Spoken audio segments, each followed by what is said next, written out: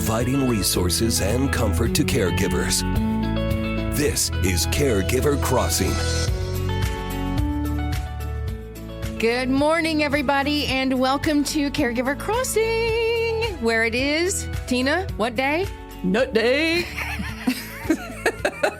It is National Nut Day. She came in bouncing with that one. I loved it. Nut Day. Hope you're all having a wonderful, wonderful Sunday morning. If you're joining us for the first time ever, it's Caregiver Crossing, and it's a show that's brought to you by Joy's House and presented in partnership with... That could have gone a lot of different ways. Oh, boy. It's going to be a long morning, my friends. Partnership with Cardon and Associates. Thanks so all of you so much for being here. It's a show created for you, caregivers and the people who love them. We're here with you every Sunday morning to talk about all things caregiving. I'm Terry. This is Tina. Hi. Nut Day. Nut Day. Tina, by the way, she's the founder of Joy's House, the Adult Day Service Center. Do we call it a center? Well, we're an adult day service.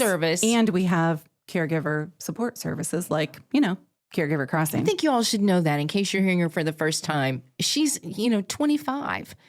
And she founded this thing when she was just just to become a freshman in high school. I'm 25, but yet I founded it when I was 27. So Amazing. You do the math. Amazing. She is an incredible award-winning author. She's the whole thing. I don't know about award-winning author. I've been blessed with some awards and I wrote a book. But you do what you want with that. Actually, I have had some people ask about how to get the book. So it's good. Embrace the Imbalance, because I think setting ourselves up for balance is a mistake. But embracetheimbalance.com. And it is a book of, think of it like TikTok on paper, but only if you like TikTok. Like me. If you don't like TikTok, just think of it as short stories.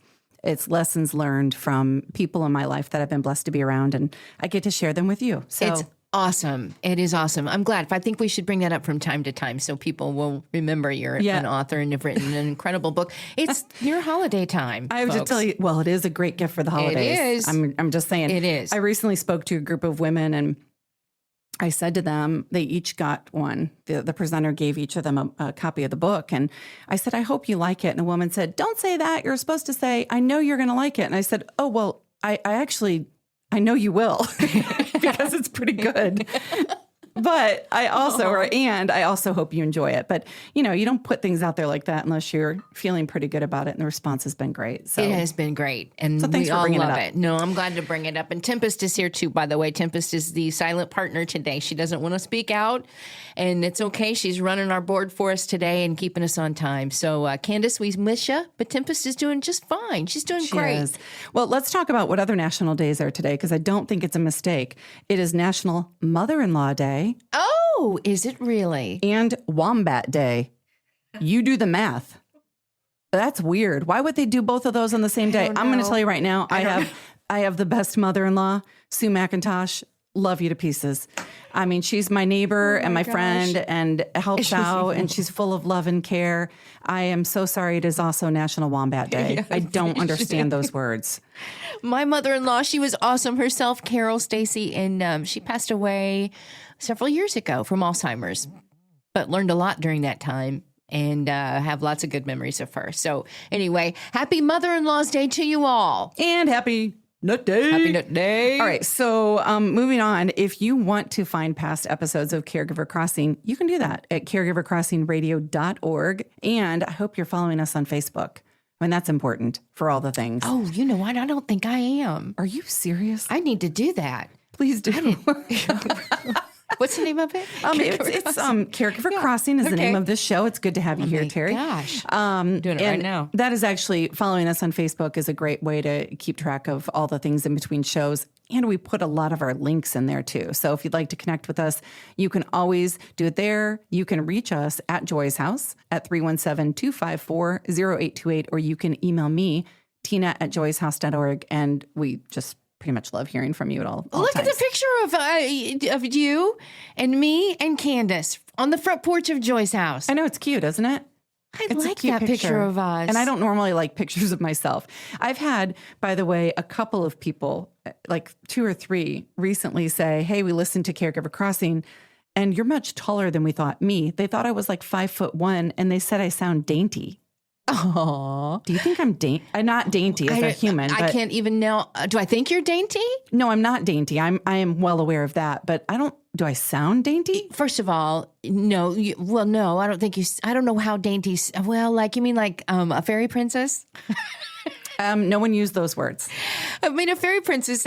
She's dainty, right? When you think about it. Well, I'm not. I'm a big girl. I'm tall and I'm stout and beautiful as the day is long. Beautiful, tall and stout. But anyway, you can see us and you can see how beautiful she is on the Caregiver Crossing Facebook page. Yeah, it's a great picture of the three of us collectively. So there's all kinds of pictures of us in here. Co-hosts. Yeah, it's good to have you on good Facebook. Stories. All right, Terry, I want to talk about you because today is October 22nd, and in 4 days, you're going to have a wedding anniversary. Yes. Right? Yes. On the 26th, right? Isn't it? Well, happy anniversary. Why say it like that? I didn't know where you were going. It scared me. Okay. 20, is it 20? How many is it? 30? No. It's almost 40. Is it 30? 85. Wow. Congratulations. You look great. And what we want to know from you is you have been a caregiver. You just mentioned your mother-in-law and you've got other people in your life. So, right, Dad, Mom. What are tips for a healthy, happy marriage? Oh. And by that, I do not mean a perfect marriage because people get disillusioned, right? Yeah. I'm pretty sure it's not always perfection, but what are your tips for how to have a great lasting marriage for 85 years? Listen, you gotta stop the jealousy because I was married young, had to stop that quickly. And then I had to learn to pick my battles because you pick your battles. If, he left something, sometimes in the olden days, he would make he'd just lay on the couch and on a Sunday and watch games. And then he'd have a pyramid of beer cans and then he'd go to bed. Those are the kind of things that you decided to stop fighting about those things. Well, isn't it funny? Because that just starts off everything. It's just silly. I clean it up and it's over. It just doesn't really matter in the end. And I find the things that my husband and I argued about 20 years ago are still often the things that get on each other's nerves. I know it. You got to stay away from those. Yeah. I'm just learning to. Just don't pick. It's like picking a scab. Just leave it alone. That's gross. It's early on a Sunday to talk about picking your scab. Oh, gosh. No, it is true. It is true. For us, it's for me that I had to learn to pick my battles. There's patience, there's communication, there's trust. Yeah. But all of it comes with time. It does. All right. So tell me this before we have to take a break. One word to describe marriage. Do you have one? Oh my gosh. All right. I'll tell you mine while you think. Please. I always say word. Companionship. Oh, yeah. It's really that's about, all the other stuff comes and goes, right? One word to describe marriage. Companionship. That is a really great word. Okay. All right. We're going to have to take a break, but we do want you to stick around. We will be right back. So give us a moment. We'll be right back here on Caregiver Crossing. That's right. You're listening to Caregiver Crossing. It's a show designed for family caregivers and the people who love them. Caregiver Crossing is brought to you weekly by Joy's House in partnership with Cardon and Associates. We're here every Sunday to bring you support, education, and hopefully a good laugh. Visit caregivers.crossingradio.org to connect with us, hear past episodes, learn more about caregiver support resources in the community, and a whole lot more. That website again is caregivers.crossingradio.org. Don't go anywhere. We'll be right back with more Caregiver Crossing.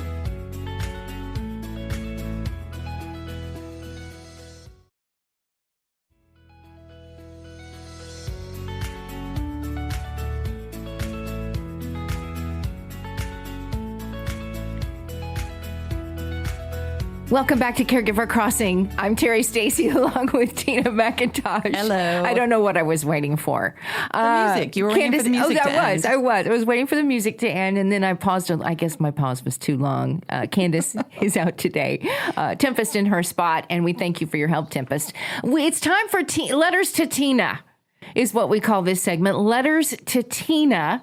And joining us now on the phone, Tina, I hope you're sitting down because Malachi from Cincinnati joins us now. Hi, Malachi. Hi. Thanks for calling in on Caregiver Crossing. What's your question for Tina today? Yeah, my grandparents have been taking care of my niece for the past year, about a year since my sister had surgery, and she needed some time to recover. and they've been doing an amazing job, but it's kind of taking a toll on their health. They're both kind of in their late 70s now and have health issues of their own. So I'm kind of concerned about their well-being as they continue to take care of my niece. And I'm really grateful for what they've been doing, but I'm kind of worried about their health. So kind of my question is, what can I do to support them in their caregiving role and ensure that they're taking care of themselves too? And kind of maybe what resources or services are available to them? That's such a good question. Such a common question, really. Isn't it, Tina? Well, it is. I think it's not alone. We worry about people who are caregiving. I mean, when we talk about caregiving in, public settings like this or speaking engagements, we always say it's one of the most selfless and loving things you can do. And it's really financially, emotionally, and physically exhausting. And so I guess, Malachi, my first question is, what are some things that your grandparents have liked to do historically, maybe in the last 10 years, that they can't do anymore now that they're taking care of your niece in such a big way? They really enjoy traveling, whether it be, within the country or even out of the country, overseas in Europe. And they really haven't got to do as much traveling over the last year. Okay. I mean, that just kind of helps me. I think there are some big places for resources, and they get a little maybe boring compared to some of the other answers, but they're important. So first of all, I would make sure that they have a connection with the local area agency on aging, because a lot of them work with youth as well. And so I'm not sure if they'll be a right fit for that or not. But if they are, it's worth making a contact and seeing what respite opportunities might be out there for them. How old is your niece? My niece is 11. Okay, so she's little.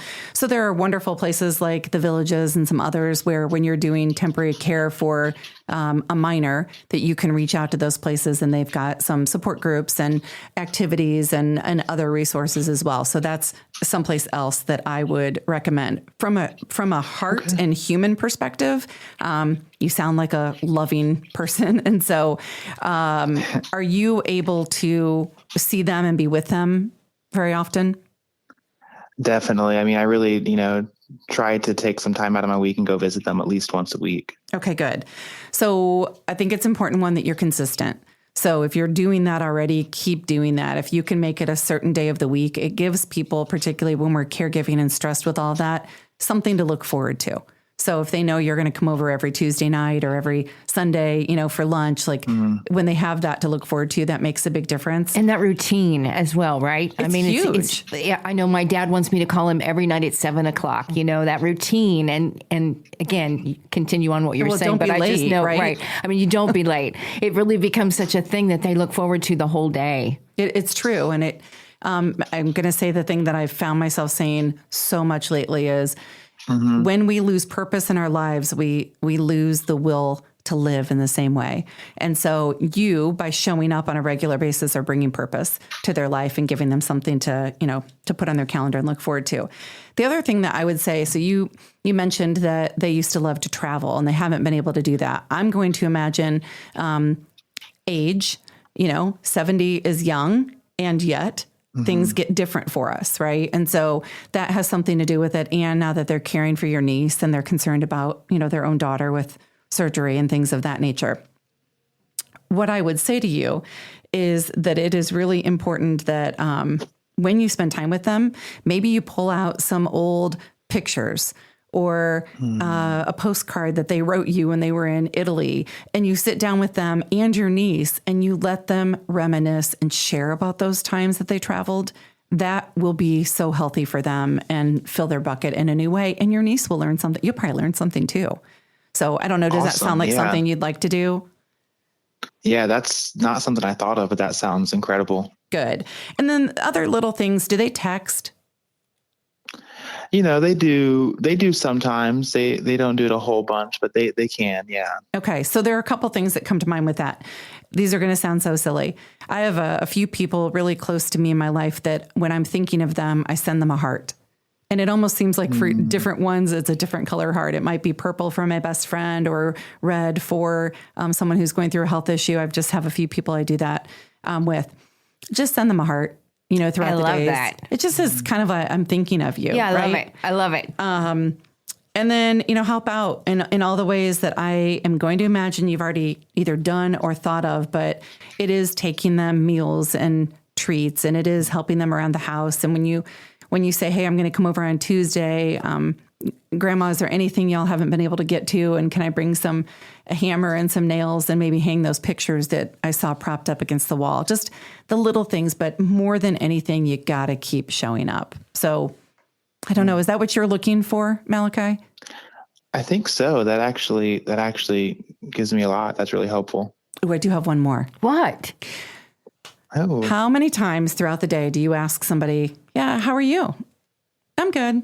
How are you? Good. And you move through it, right? Right. Don't do that. So, I've Malachi. heard this. I just read this about the younger generations trying to change the older generation to stop asking that question. Are you serious? It just was in the headlines. I did not know this. What are they changing it to? They just don't think you need to ask it. Okay. Well, what I was going to say is if you're going to ask it, mean it. It is a way different thing to stop and sit in front of somebody and make eye contact and say, how are you? Because I imagine right now your grandparents, Malachi, are getting a lot of, how's your daughter doing? Yeah. How's recovery? And how is your granddaughter? And they're not getting anybody who really says like, how are you? How are you doing? And they'll brush you off at first because that's just what we do. Like, I'm good. We're good. Okay. How are you? That's good. That's a good tip. So, but that's interesting that you say that. Well, I thought it was interesting that the younger generation says, you just don't need to ask us because you don't really care about how we were doing. I really care. You're just throwing it away. Yeah. You don't know. Do you have time for me to tell you how I really am? Or do you want me to just say fine and move on? And so they said, just stop asking us. Now I'm torn because I do understand that. I guess I do. It too. I do. But that's just in our, it's like saying hello. Or it goes with hello, hand in hand. It does. It does. Malachi, so grateful for your call. I hope this has been helpful. But as always, if there's anything else that comes up, you can, email me at tina@joyshouse.org and let us know how we can be most supportive of you. So thank you so much and best of luck to your family. absolutely. Thank you. Welcome back to Caregiver Crossing. For the second half of the show today, we welcome in studio Emily Tisdale and Angie Light. Hello. Hello. I'm going to have you bring your mic close to your mouths because everybody wants to hear you. Hello. There we go. All right. So, we didn't even do a lot of teaser for this. So who are you? Who are you? Sign in, please. Great question. Well, to start, we are Radius Care, and we are proudly partnered with Joyce House on providing integrated healthcare coordination services. Oh, and what does that even mean, really? The words broken down. Hold on. Let me think about this because it is hard, right? Integrated healthcare coordination. Yeah. So what does that really mean? So when you think about healthcare, you think about so many aspects for that particular person. And so when we talk about coordinating that, it's literally everything. So everything that is involved in anything that is involved with their care, we coordinate. It is a lot. I mean, I think, our listeners probably have heard me say this if they've been with us, but my father passed away in May. And I remember sitting in the hospital with my sister and saying, I just wish we had another one of us so that we could be really present with him as we're making all of those decisions. Mm-hmm. Exactly. And that somebody else could be our concierge, navigating all of the things. And that's really what we're doing with integrated healthcare coordination, right? As being an extension. And so, Emily, you have a great way that you explain it to people in very simple terms. What is it? You're probably thinking of my favorite one with what daughters do. Yes. And so when we launched this, I had a wonderful conversation with my sister-in-law, who's not at all medical. And I explained to her, much like what Angie was saying, we work with the family to make sure that we are calling in prescriptions, making sure there's no interactions. If there are things that we need to do to arrange transportation or make sure that they are doing their follow-ups, that's all of the things that we do and then some. And so in a nutshell, my sister-in-law said, so essentially it's what daughters do. And it's what daughters and sons do everywhere as far as making sure that when our loved one has a need, that we're there to help them back it up. And we actually got our first testimonial this morning, so we were very excited. Do tell. Oh, yeah, tell them what did it say? Here, do you want me to pull it up and read it? I do. They said it's so much better. I even sent it to Angie as soon as I was done with my drive. I'm like, look at this, because this is why we do the work that we do. So, Absolutely. she said, Emily, I can't begin to thank you enough, not only for your professional expertise, but for the compassion and warmth you offer to my family. At one point, my sister said to me, I just like talking to her. She is so positive. Oh. They were losing hope in finding any good solutions for his care, and your help turned things around for them. So in a nutshell, it's just that. It's having makes me wanna someone cry. to talk to and help navigate. Because it's lonely, right? I mean, it's a an lot. isolating feeling. It's overwhelming. I think it's why so many people, when they're caregiving and somebody says, how are you? How are you? Or, how's everything going? It's like, it's fine. It's okay. Right. I mean, because there's just this whole can of worms that's going to get Like, where do you opened. start? Right. Yeah. Right. So you all have been doing this. Your company's name, please? Radius Care. And Radius Care has been around for a number of years. Yes, Radius Care is actually new. Radius Care is under Radius 10. That's right. Radius 10 has been around for 4 years now. Incredible. Is it all over the country, or is this something that is right here in Indiana? Radius 10 is all over the country. Radius Care is proudly serving Hoosiers. If I want your services, now how do I pay for that? Or is there a cost involved? Cash. It is cash. I'm kidding. I'm totally kidding. Cash only. Joking. Because I don't have We that. do accept cash. We do. Certainly private pay is an option, but we are so happy to provide services under a Medicaid waiver. There we go. That's what I was looking for. Oftentimes there's so many people that need the service that simply cannot afford to pay out of pocket. So we will never turn down private pay patients. But again, when we found out this was a Medicaid waiver benefit, it's really what spoke to our heart. And what brings you confidence in this? I mean, do you have a team of, is it like, listen, Emily and Angie are beautiful humans. Is it just the two of you doing this, or do you have others who have other expertise as well? Yeah, so we bring a plethora of expertise to our team. We actually have clinical nurses on board with us. We also have social workers that are able to help navigate some of those tougher situations. I do want to go back and talk about, you said earlier, and it just resonated with me, that you really just wanted somebody there. And then Emily said, talking about a daughter, that she wasn't medical. And I just want to reiterate, even if you've been in this field, because I've been in this field for 100 years, and I had a family member that I went through the entire transition with a couple of years ago, and I was just the niece. I wasn't the expert at that point, and even though I had all of those years experience, I actually leaned on other professionals to help me and my family through it. So, I wanted to reiterate that. It just hit me that you said that, because I think when it's our family members, no matter how big of an expert we are, we become the family member. Well, and to be honest, with my dad's situation, I thought I shouldn't have to use my my network, right, or my aggression in the right way. Right. Assertiveness, Your authoritativeness. right. I shouldn't have to use all of that experience that I have. Like, I just wanted, like you said, I just wanted to be his daughter. Right. Right. And there were times when I had to do much more than that, and it would have been wonderful to have you as a part of that journey. And I think there's a lot to be said, though, Emily, for that email you got, the human connection of it. Right.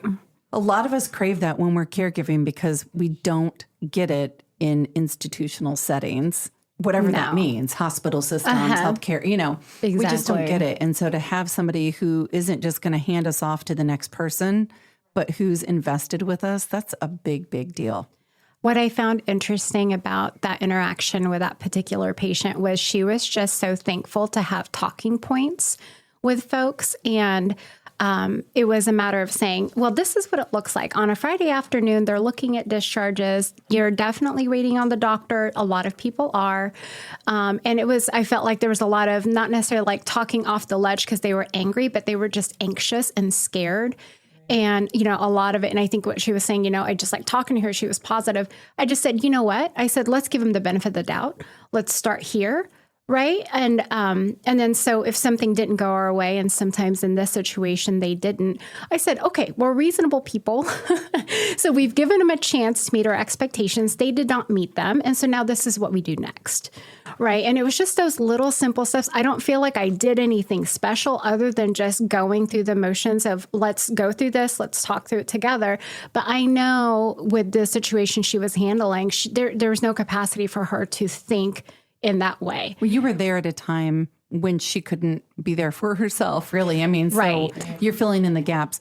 We're going to have to take a break. When we come back, Emily and Angie are going to stick around with us, and we're going to talk about who is that ideal family to utilize your services, kind of breathe some life into what that person looks like. So stick around. You're listening to Caregiver Crossing. It's a show designed for family caregivers and the people who love them. Caregiver Crossing brought to you weekly by Joyce House in partnership with Cardon and Associates. We're here every Sunday to bring you support, education, and hopefully a good laugh.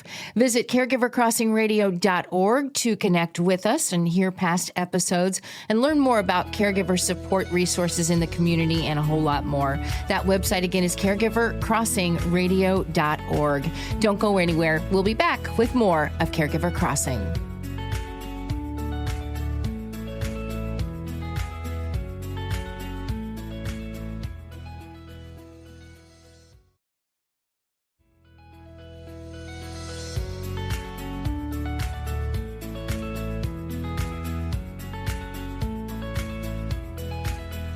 Welcome back to Caregiver Crossing. Terry Stacy along with Tina McIntosh. And in studio, if you're just joining us, we've been talking to Emily Tisdale and Angie Light of Radius 10. And we now want to understand who is that ideal family that could utilize your services, either one of you. That's a great question. And I will say that in saying any family that is caring for a loved one. So I actually have a thought. Oh, yeah. Let's play it out. You make the phone call. Okay. And you're calling Radius Care. Okay. All right. So you call Radius Care and you're caring for whomever you want to care for. Okay. Ring, ring. Ring, ring. Who wants to answer? Hello. Hello, who is this? This is Emily.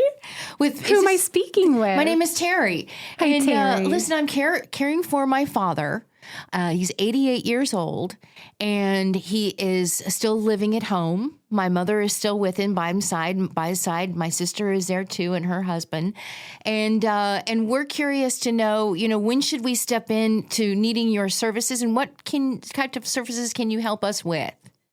That's a great question. We would love to be a support to you and your family. And what our services are designed to do is just that. We can step in at any time in your caregiving and make sure that you have everything you need. I'm sure right now you're making a lot of phone calls, scheduling appointments, probably getting your father to a lot of those appointments. Yes. And everything in between. And so what we do is we take all of that off your plate. And so that you can actually be the one to just be there to love your dad and let us do kind of the heavy lifting when it comes to all the appointments and all the necessary medical things that he does need. So what do we do? What do we do next? What's our next step to get you involved with my family? That's a great question. So does your family have Medicaid waiver or are Yes. you paying privately? Okay, great. Well, all we will need at that point is to get a hold of the case manager that is working with your father, and we can request those services under waiver and get them started as soon as we get that notice of action updated. That's fantastic. All right, I'll call you again. But I mean, really, here, and I know I kind of say that in jest about a very serious thing. It's just that easy. It sounds very easy, doesn't it? I mean, it really does. You call, And I like her voice. right? You call Radius Care and answer a few simple questions, and then the next thing you know, you can get up to 16 hours a month, right? Yes. Through Medicaid waiver, aging and disabled. Aging disabled, and then many follows a person. Oh, excellent. Yep. Wow. And one of those hours every month goes to what in-home? We actually do in-home visits. There's a lot of value that we can gain just by putting eyeballs on their environment and see if there's other ways that we can recognize opportunities for support. Oftentimes we work with individuals that are so attuned to doing everything themselves that it's hard to disentangle what it is that's extra anymore. Actually, one of them is a Joyce House guest that we're working with, and I call him every week and I said, okay, did you discover anything new that I can take off your plate? And I warned her that, you're not going to know what to do with me first, but we're going to keep untangling it and see if there are ways that we can support. So when we get into the house with that monthly visit, we're able to view a number of different things that we're like, you know how sometimes like you leave something on the stairs and it just stays on the stairs forever. And then it's like a new landscape. Oh, it's like you've been at my house. Go on. Mine too. So that's what the home visits are really good for. So for a really good example, we have one this week that we're really excited about because we have somebody that the sister has been caring for her brother for many, many years. And, she's getting to the point where she just really needs that extra and additional support. And so we are meeting her, the home health team, and pretty much everybody who's involved with his care at his home so that we can really put our eyes on and just figure out the best way to support this family. And so we've been talking to the daughter for weeks, and we're really excited to meet her in person and to be able to help support that care. It's terrific. So how is this, before we give people contact information, how is this for the two of you? Because what I'm hearing you say is you take a lot of the burden off of caregivers, and now you're carrying that. How are you doing? Well, this is our passion. We have been in this realm for too long.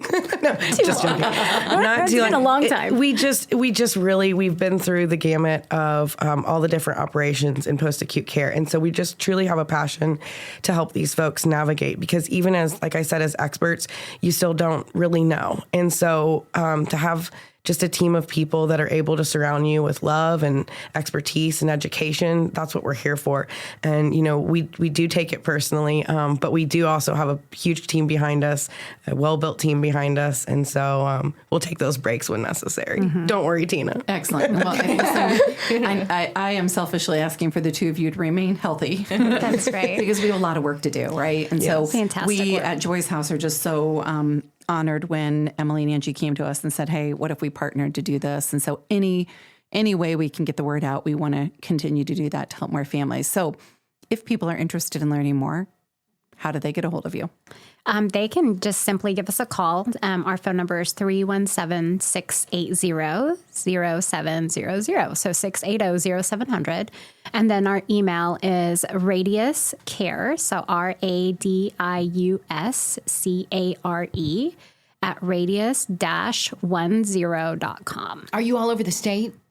Right now, we are serving the Marion County and then the 7 surrounding counties. Okay. Mm-hmm. Yeah, pretty good size. Yeah, pretty good, absolutely. Good we have a good reach and definitely a lot of people to serve even in that capacity. Ooh, isn't that the truth? Right. Phone number again is 317-680-0700. We'll make sure we post that on Facebook as well on Caregiver Crossing. So if you haven't followed us there already, please do, and we'll make sure to get you information. Emily and Angie, thank you so much for everything you're doing. Thank you. Thank for you. having us. Thank you for having us. Joy's House Studio. We're so excited to be here. It's so fun. Listen, as we close the show, we just want to remind you all and thank you all so much for joining us today. If you want to get a hold of Tina McIntosh, do that. Go to tina@joyshouse.org. That's all you have to do. She answers every question. And we have some good sponsors to mention as well. We do. We definitely want to take the opportunity to thank Cardon and Associates. They are supporting Caregiver Crossing, and with 20 communities owned, operated, or managed in the Midwest and more than 40 years of senior living experience, Cardon and Associates provides residents with the best senior living options and personalized service. So until next time, we'll be back here next week. Until then, take good care of each other.